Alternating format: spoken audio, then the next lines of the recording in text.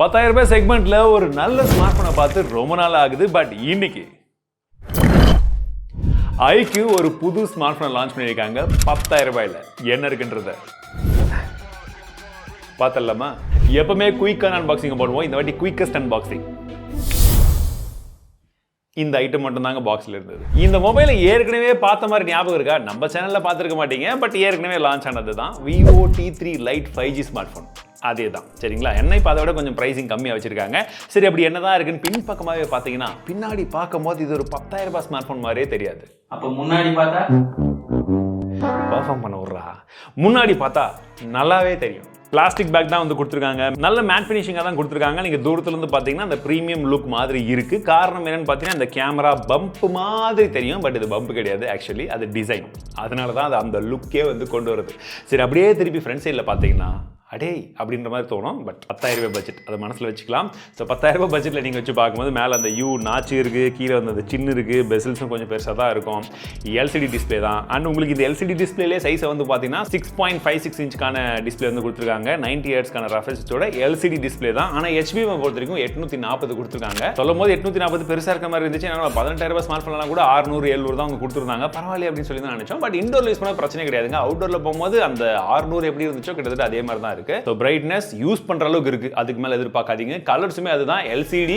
அந்த எல்சிடி டிஸ்பிளேல நம்ம வரக்கூடிய கலர்ஸ் எந்த அளவுக்கு இருக்குமோ அதே அளவுக்கு தான். மற்றபடி side mount finger print sensor தந்திருக்காங்க. யூடியூப்ல 2K வீடியோ பிளேபேக் சப்போர்ட் இருக்கு. கூடவே ஆடியோன்னு பார்க்கும்போது உங்களுக்கு ஒரே ஸ்பீக்கர் தான் மேல இருக்கு இல்லைங்களா? ஸோ இந்த ஸ்பீக்கருடைய சவுண்ட் குவாலிட்டி அப்படின்றது கன்சிடரபிளிங் இந்த பட்ஜெட்டை வச்சு பார்க்கும்போது ஓரளவுக்கு பரவாயில்லன்னு சொல்லலாம். மற்றபடி உங்களுக்கு பவர் பட்டனே தான் ஃபிங்கர் பிரிண்ட் சென்சாராகவும் இருக்கு. அதுக்கு மேல வால்யூம் பக்கெட் கொடுத்துருக்காங்க.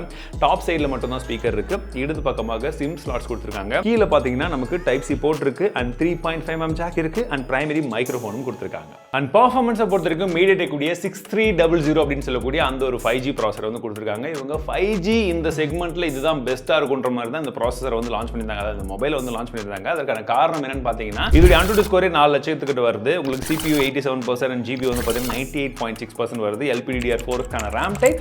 பட் ஸ்டோரேஜ் பொறுத்தவரைக்கும் eMMC 5.1 தான் இருக்கும். இனிஷியலி உங்களுக்கு கொஞ்சம் வேகமா தான் தெரியும். பட் போக நீங்க ஒரு 2-3 வருஷம்லாம் யூஸ் பண்ணும்போது கண்டிப்பா 10,000 ரூபாய் பட்ஜெட் எப்படி லேக் ஆகுமோ அந்த லேக் எல்லாம் கண்டிப்பா நோட்டீஸ் ஆகும். பட் அவங்க பெஸ்ட் 5G இதை சொல்றதுக்கான காரணம் என்னவா சொன்னாங்கன்னு பார்த்தீங்கன்னா 11 5G பேண்ட்ஸ் இருக்கு. VoNR க்கான சப்போர்ட் இருக்கு. டியூவல் 5G க்கான சப்போர்ட்டும் கொடுத்திருக்காங்க. Bluetooth 5.4 கொடுத்திருக்காங்க. Wi-Fi 6 இருக்கு. அண்ட் உங்களுக்கு SD கார்டுடைய சப்போர்ட்டுமே இந்த பட்ஜெட்டுக்கு வர வேண்டியது கொடுத்திருக்காங்க.